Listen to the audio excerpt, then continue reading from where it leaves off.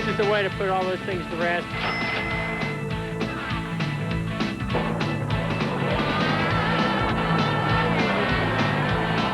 I don't know what I'm supposed to say. This new wing produces a lot more drag than the current wing and a little bit less downforce.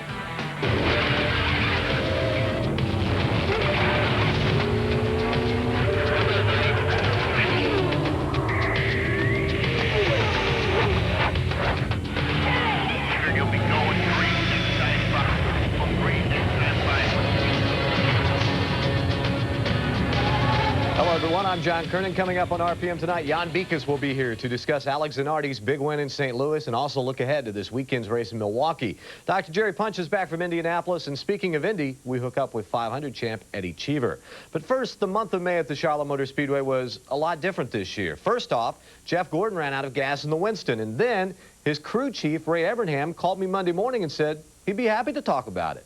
Now, that's not the way racers are supposed to react. After they make a mistake and lose a race, they're supposed to clam up and not talk about it. But Bill Weber says that's not the approach Gordon and his Rainbow Warriors took en route to winning the Coca-Cola 600. Racing is an emotional elevator. It can take you to the highest highs, providing spectacular views. But just as quickly, it will take you to the deepest basement, leaving you feeling lost in the gloom of darkness and disappointment. For 9 long days and 2 emotional nights, Jeff Gordon rode that elevator, often hanging on for dear life, not knowing where or when it would stop next. The doors opened for the first time Saturday night after the Winston, where Gordon simply ran out of gas. I guess it did. We're still not exactly sure. It certainly acted like it ran out of gas. Fuel pump, or fuel pressure went down. I was praying that it was a broken fuel pump because I'd much rather something break than us make a mistake. I wasn't sure exactly what happened. All of you said we were done. I didn't know if we broke something or, we turned it hard and ran it hard and, if it used that much fuel, we better go to work for next week or we'll be making 2 more stops than everybody else. I'd like to have an excuse. I'd like to be able to say it was this, it was that, and the bottom line is I made a mistake. Just didn't get the car full. I assumed it was full between the first and second segment, and it wasn't. So the team regrouped and refocused their effort and attention on the next hurdle. They could quiet some critics with a successful pole-winning run 4 nights later. They did. Has it been 4, shall we say, difficult days for you since the running of the Winston? There's been a lot of questions, a lot of comments, and it's been tough. It's been real tough on Ray, and that's why I think it was important for us to kind of go out tonight and make a statement, and hopefully we've got some of those things behind us now. Here's what happened. Yeah, we ran out of gas. Yeah, it was my fault. Boom, it's over with. Let's go on to the next thing. And I said to everybody, we've got to go back and sit on the pole Wednesday night. That's what we've got to do. And of course they did. But before Gordon had a shot at the race, the week turned even more bizarre. After an off day Friday, Jeff missed the 1-hour Winston Cup practice on Saturday morning. Teammate Terry Labonte practiced the car. But in another weird twist, Terry cut a tire and hit the wall. All this while the pole sitter was AWOL. I think what's important is that I was late. I wasn't here, and I was very sorry and regretted what happened, and won't happen again. I thank Terry for filling in for me. As far as I'm concerned, he did an awesome job of keeping that car from being a whole lot worse than it was. So the stage was set for an inspiring effort on Sunday, and benefiting from a shoot-for-it-all 4-tire stop on the final caution, Gordon charged his way to the win. In the end, the biggest prize and the final word belonged to the Rainbow Warriors.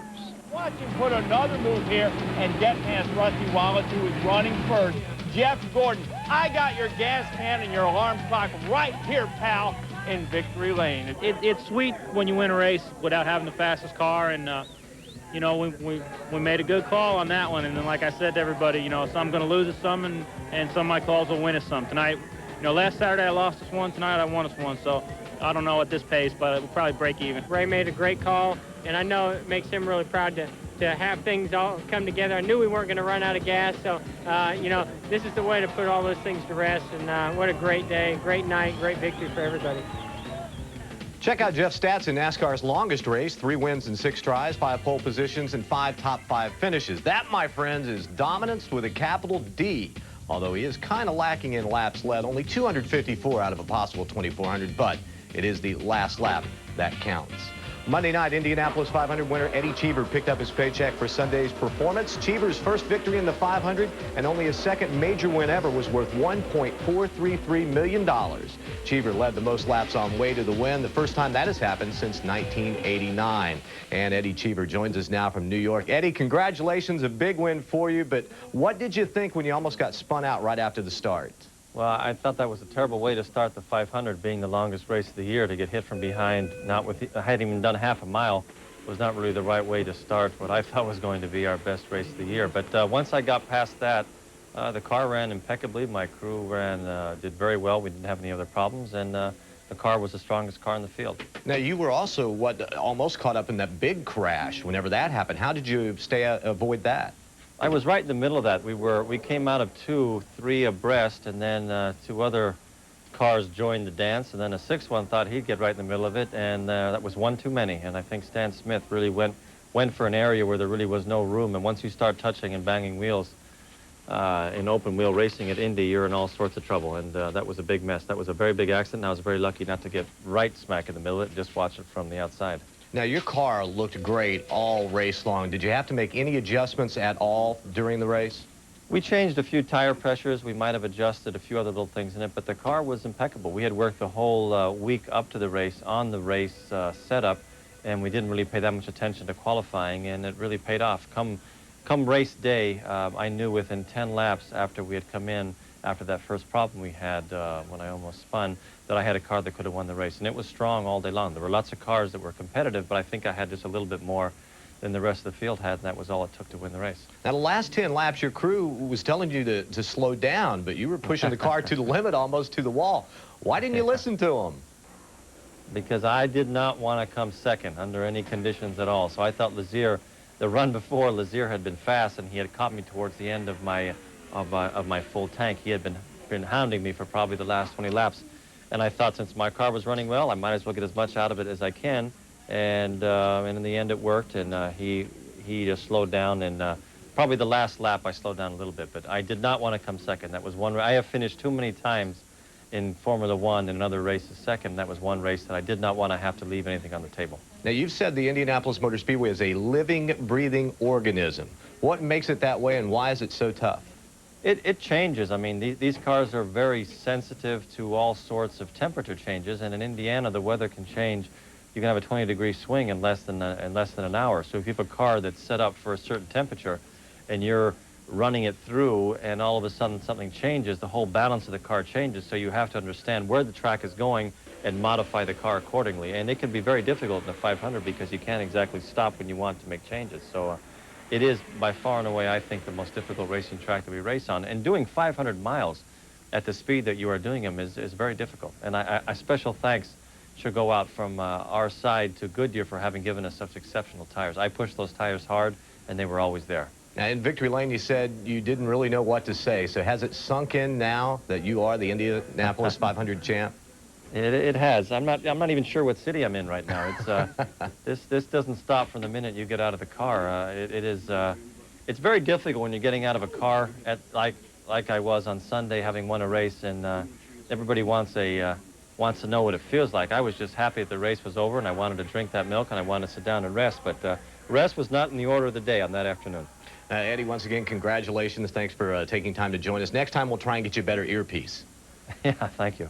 I'm getting pretty good at this, putting it back in my ear, Dale. Yes, you are. Once again, Eddie, congratulations, and thanks for joining us. Here's a look at the money some of the drivers won in Sunday's Indianapolis 500. Second-place finisher Buddy Lazier picked up a check for more than $480,000. Last year's winner, Arie Luyendyk, finished 20th and earned almost $250,000. Pole sitter Billy Boat pocketed a little more than $364,000 for 23rd place. And last place paid Tony Stewart $220,250. And Dr. Jerry Punch maybe took a little loan from Tony so he could get back home from Indianapolis. Jerry, I know you had a good time, but speaking of good times, Eddie Cheever had an excellent time, but he saved his best for last. How about those last few laps he was running? Absolutely incredible, John. You know, you talked to Eddie Cheever a little bit ago. He talked about the fact that they were trying to get him to slow down. I mean, on that last restart, he came by the first time at 210.5 miles an hour. And Buddy Lazier was at 208. So Owen Snyder, the crew chief, said, Eddie, you're 2 miles an hour faster. We're in good shape. Take it easy. Eddie comes by the next time at 212.5. Now he's 4.5 miles an hour faster than Buddy Lazier. And he's this far from the wall. And the guy who's the CEO for Rachel's Potato Chips is standing there against the wall and says, tell him to take it easy. Owen says, Eddie, take it easy. He comes by again at 2:13.6 the next time by. And Owen said, let's just put the clocks away. I'm getting too scared here. Eddie Cheever won the race, and indeed, as he said, he wasn't about to let anybody catch him those last laps. Now, didn't Owen also say he'd put Eddie up on that day, compare with anybody else who's ever won the 500? And Owen should know. I mean, Eddie, what a great race Owen Snyder called, by the way, the entire crew. I mean, he was there when Little Al won it in '92. I mean, a veteran crew chief. I mean, he made the right calls. He knew that they weren't going to overcorrect, and they almost made one wing change about lap 154, but that's right when Ari Leyendijk had a problem, and the only reason they were making the wing change was to trim the car out in traffic to be able to catch Leyendijk. And Eddie said, no, if Leyendijk's out of the race, we will be the class of the field, and indeed he was right. Now, the rookies, 8 were in the race. A lot of people, there were a lot of concerns, but the rookies, the rookie class of '98 should go down as one of the best because they did a great job. I agree, John. I think the future of the Indy Racing League is very, very strong and very, very bright. I mean, you look at the efforts, I mean, all through the field. You can look at J.J. Yaley or Robbie Unser, but Steve Knapp, I mean, I thought Steve Knapp drove one whale of a race. I mean, very, very comfortable in the car. And when he got out of the car, he was smiling. He said, you know, this is a dream come true for me. He said, not only did I finish third, and he was talking to me, getting ready to say his next word, and he got just jumped on from behind by last year's Rookie of the Year, Jeff Ward, who's his teammate, and hugging him, congratulating him, said, now you know how I felt a year ago. And Steve said, you know, but I always wanted to come to Indy with a bright day-glow orange car because my first memory of Indy was watching Mario win in '69 in a day-glow orange car, so now it's complete. I've been here, and I finished third. Robbie Unser, what a great race he had. And to watch his dad, Bobby, stand there and watch Robbie come by lap after lap, Bobby smiling from ear to ear, knowing how proud he was. I mean, Andy Michener, who I'm told is being offered, as we speak, possibly an option to come run the full Busch Tour at NASCAR next year. I'm sure he'll get some offers to stay in the IRL, so he'll be a busy guy down the road. I mean, so many impressive young rookies, and how about Jack Hewitt? He's certainly 25 years he waited to get there, John, and it paid off. What about the 3-wide racing? I mean, that's something you normally don't see. Is that just because of the package they have, the speeds they're running? I think it's a combination of things. I think the comfort the drivers had. I think some of the rookies were 3-wide and probably shouldn't have been at times during the month of May. But I think the competition, the fans really responded. I think it's one of the better Indy 500s I've ever seen. People talked about the atmosphere. You don't find better atmosphere than what we saw up there during the last week of the month of May. Now, fortunately, no one, well, it would have been nice, I guess, for Jim Guthrie had to have that soft wall where he crashed. It probably would have saved him some injuries. But we didn't really get to see how that's going to work. But I guess they've done enough testing with it. They know it will work. They have. They've done quite a bit. I mean, it would have been nice if somebody had just bumped it. I mean, hopefully not an accident, but bumped that soft wall a little bit. I'm really excited about it. As a doctor or someone who loves racing of all different kinds, I think that soft wall is the beginning for what could be a very bright future for a lot of racetracks, not only in the Indy Racing League Indy cars, but also at NASCAR with a little more reinforcement, a little more buffer for those cylinders. I think that could be one of the answers. All right, well, Jerry, welcome back home, and go get some John. rest, and we'll talk to you next week. Thanks, John. Later on RPM tonight, a golden moment for NASCAR's Silver Fox. And when we come back, Jan Beekes will be here, and we'll look back at Saturday's kart race at Gateway International. RPM Tonight is brought to you by Turtle Wax, the world's leader in car care. Saturday afternoon, of course, we work the pits at the kart race at Gateway International with Jan Beekes, who joins us now. Jan, very exciting race on Saturday. Alex Zanardi's crew doing a great job getting him out of the pits first on the last stop, while Michael Andretti couldn't catch him after that. Now, you were in Andretti's pit during that last stop. Did he have a problem? He didn't, John. In fact, I know you were in Alex's pit, and neither one had any problem changing the tires. So we thought that, well, it must just be fuel. But if you review the data of how long the cars were on pit road from pit in to pit out, it turns out it wasn't just the last stop. Alex Zanardi was 2 seconds quicker on every one of his 3 pit stops than Michael Andretti. So it can only be 3 things. One, the pit speed limiter. Remember, it's a 60-mile-per-hour speed limit on pit road, but they let you have 65 until they give you a penalty. So maybe Zanardi was at 64.5, maybe Michael down at 62 or 63. The second thing it could be is possibly Zanardi was getting on the brakes later than Michael Andretti on the approach to the pit box. That can make a big difference. But the most likely one, John, and I think we saw it in the last stop, it appears as though the fuel flow rig for Newman Haas and Michael Andretti just was flowing slower than what they had at Ganassi's. So what would be the possible difference between the two? Well, each of the teams build their own fuel tanks, and they can do whatever they want as long as they stay within the regulations. And so it may be that Ganassi has a better mousetrap when it comes to the actual fuel rig. Now, the other thing is the fuel hose, being plastic, has a whole bunch of friction. So if you have a shorter fuel hose than someone else, the fuel will flow faster. And that's why the cars have to hit the marks right on, because if you're off by a couple inches, that fuel hose won't reach. Another question about the Target Chip Ganassi racing team for you, Jan. Have they said anything at all? I know they wouldn't tell me what they found, but have they told anybody how they've been successful on the small ovals now, what they found? Obviously, John, that's not something that they want to tell other people, but you know what? I think even if they told other people, it wouldn't help, because I think that Ganassi hasn't found something new. I think they just found what they were lacking.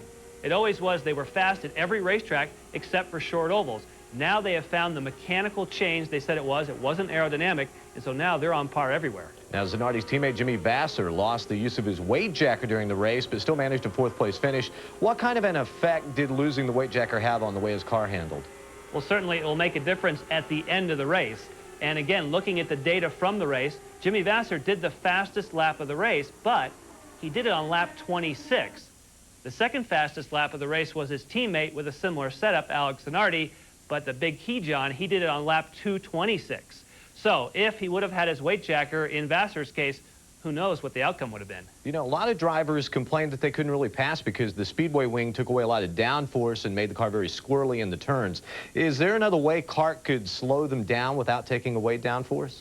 Well, John, there were some drivers that were complaining. I know Alex Zanardi and Greg Moore were two of them, but not everyone was. Michael Andretti thinks the Speedway wings are great. He says it makes it harder to drive the cars in the corner, putting more emphasis on the driver. So I think that it's a good thing. There was some passing, and certainly the cars were hard to drive and made for some good racing. Last year at the California Speedway, Mauricio Gugelmin won the pole position with a qualifying lap over 240 miles an hour. CART officials have decided that that's too fast, so Gilles de Ferran's team has worked on a solution. The team has come up with his new high-drag, low-downforce wing. De Ferran and his Derek Walker racing team tested the new wing recently at Michigan, one of two tracks where it will be used this year. I think the cars will be very drivable, but they are already quite drivable. They're a little bit slower and they slide a little bit more on the turns. And I think putting some new skills on the driver to control that different characteristics. Now, Jan, that wing is going to slow them down on the big tracks, but do you think it's going to make for better racing? Because I would think having that big thing up there, a lot of turbulent air is going to come off of it, right? Oh, yeah, and you know, John, you and I talked about this last year when we talked about the big tracks, and I said, hey, they have to add some drag to these cars to make them like Indy Lights cars so they can run close together and do some drafting. But none of the drivers wanted to do that because then they said, well, the cars will be too easy to drive in the corners. So they've done something unique. A wing is supposed to produce a whole bunch of downforce but produce very little drag. They've done it the opposite way. This wing produces a lot of drag but not much downforce. Slower on the straightaway, but still hard to drive in the corners. And maybe we'll see one of those finishes at Michigan and California like we saw in the lights race last year. Jan, stick around. We'll be talking a little bit later on. Okay, I'll stay right here. Coming up next on RPM Tonight, David Pearson rises to the challenge at Charlotte on Today in NASCAR History. Today in NASCAR History is brought to you by Goodyear, innovators of run-flat technology.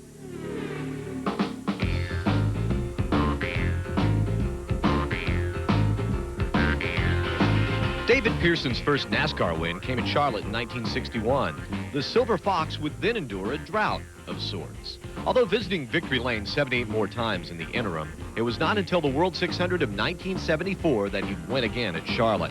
Passing Richard Petty with 9 laps to go, Pearson finally went on to capture his second of 4 career wins at CMS. It happened today in NASCAR history, May 26, 1974. Here's a look at how Pearson fared at the Charlotte Motor Speedway during his career. Not too bad, winning a total of 4 races, but only once did he win the fall event at the track.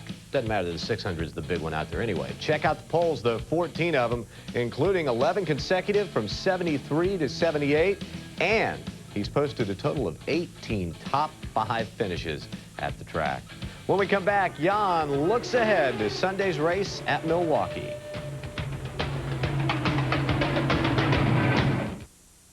We welcome you back to RPM tonight. Still hooked up with Jan Beekes out in Denver, Colorado. Jan, one more note on Gateway. People pointing some fingers at Arne Meyer, this time for the incident with Max Pappas. But did Arne do anything wrong? I don't really think so, John. I think it's another case of him being in the wrong place at the wrong time. If you watch the cars on the approach to turn number 1, they're 3 abreast. But right here, if you stop it, it looks like the middle of the sandwich, Max Pappas, he does have his car alongside Arne Meyer, the yellow car on the right. But if you let them roll into the corner here, look, it's Pappas. He goes high and goes over into Arne Meyer.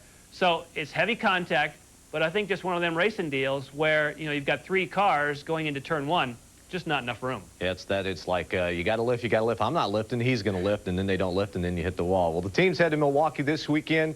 Goodyear apparently had what it considers a great test at the track a couple weeks ago. Have you heard anything about that?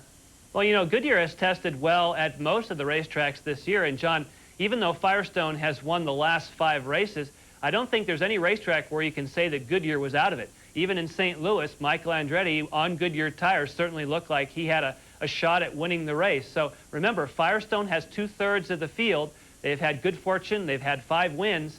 And maybe it's going to be Goodyear's turn in Milwaukee. Now, one thing I heard over the weekend in St. Louis was that everybody was looking forward to running at Milwaukee this weekend. Why did the drivers like that mile track so much? Well, I know I'm looking forward to it as well. I think everybody is, because it doesn't have a lot of banking. It has good adhesion on the bottom of the racetrack as well as the upper part of the racetrack. And you can run 2-3 wide, where you saw Max Pappas there in the sandwich and he got squashed. That's not going to happen in Milwaukee because there's enough room to run 3 wide. And a lot of people are looking forward to a small racetrack, not much banking, and some great racing. And Jan, thanks again, and it was fun working the pits with you on Saturday. It was, John. You going to come back again? I don't know. We'll have to wait and see if I get another invitation. We'll talk to you next week after Milwaukee. Okay, John. Here's a look at Tuesday's Fast Fact. We'll be right back in just a moment.